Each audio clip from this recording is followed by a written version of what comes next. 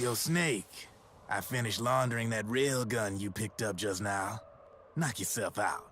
It's on the house. Thanks. Time for another bedtime story, Snake. This one's about crying wolf. You don't need me to tell you there's whole nations in Africa tearing themselves apart in the name of ethnic cleansing. Well, she was born into that environment. When she was a little girl, her village was attacked by rival armed factions. Her parents and siblings were slaughtered, and she was left a refugee. She took her last surviving relative, her baby brother, and ran as far as she could away from the war zone. One day, they came across an enemy unit, so she took her brother and hid in an abandoned shack. And then her brother started to cry. She knew that if the soldiers heard the noise, they would find them and kill them both. So she wrapped her hand as tight as she could around his mouth. As the footsteps gradually went away, she came back to her senses. Her brother wasn't crying anymore. Horrified, she pulled her hand away, covered in sweat and spit. He wasn't breathing. They say wolves eat their own pups when they die. She was spotted wandering through the thick of battle, carrying her dead brother in her arms. She had visions, too. A wolf walking alongside her.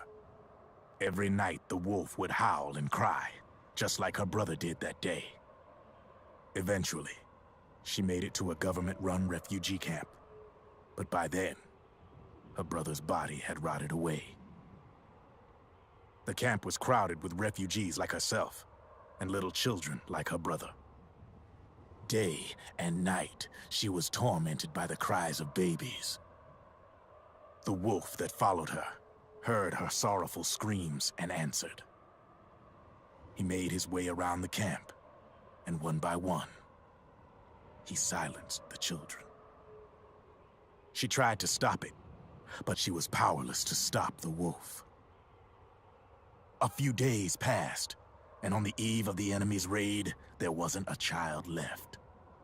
The adults who survived were torn up pretty bad. Of course, there was never any wolf in that camp. She was the one who killed those babies. But she couldn't bring herself to admit it. She couldn't bear the thought of herself going from one baby to the next, howling like a wolf, snuffing out their little lives. And she never did, even as crying wolf, a lonely beast forever stalking the battlefield. Snake, fighting with you made Wolf finally accept what she'd done. She was cleansed by you. If the cries she heard of children on the battlefield have been silenced, it's because of you. You ought to be proud. 3 down, 1 to go. All that's left is Mantis.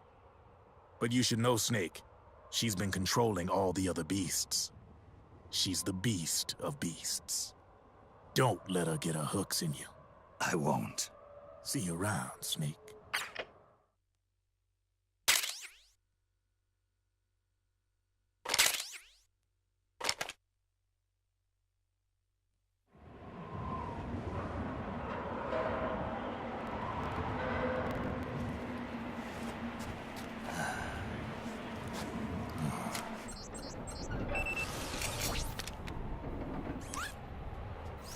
Welcome home, Wolf.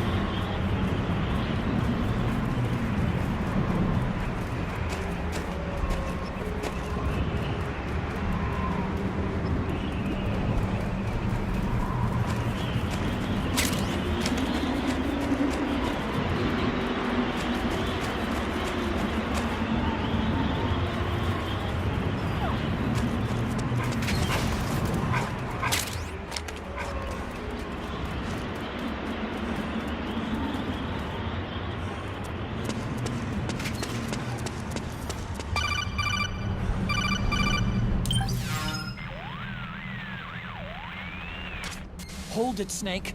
Time to change the disc. I know, it's a pain. But you need to swap disc 1 for disc 2. You see the disc labeled 2? No. Huh? Oh, wait! We're on PlayStation 3! It's a Blu-ray disc. Dual layered, too. No need to swap. Damn it, Otacon! Get a grip! Yeah, what an age we live in, huh, Snake? Wonder what they'll think of next.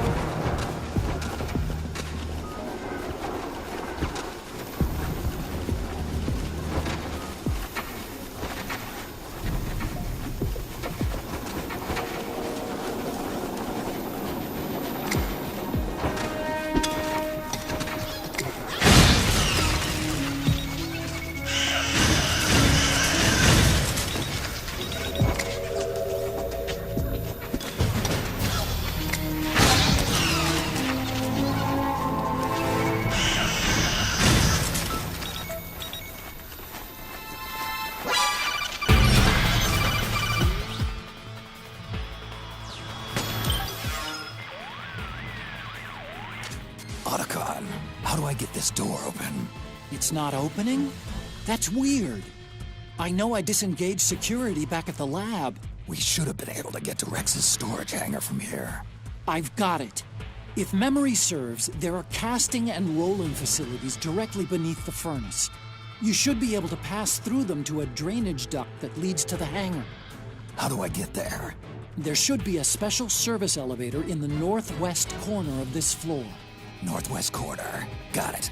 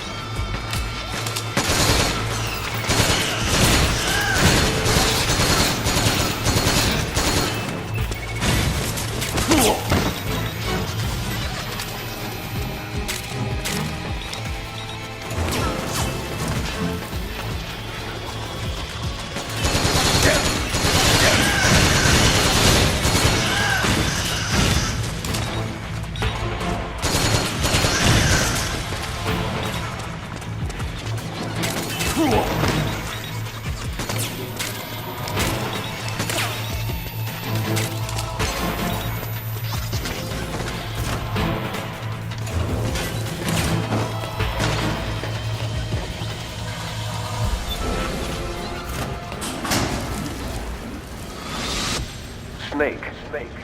I've got something to tell you about Naomi Hunter. What about her? She might be a spy. To kill me? Is that all you cared about?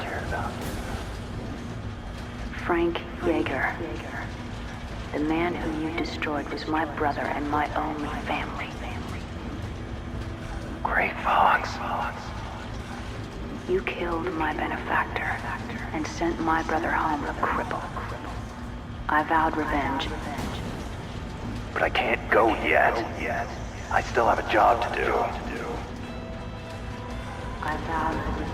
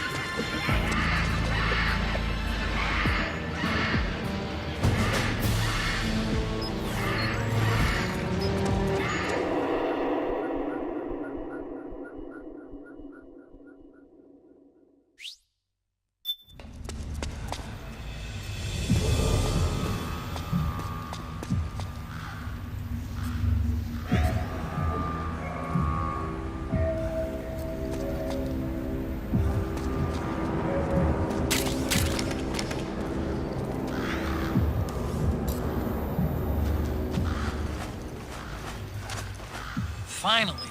It's just up ahead. The hangar's just a little bit further. Stay en route.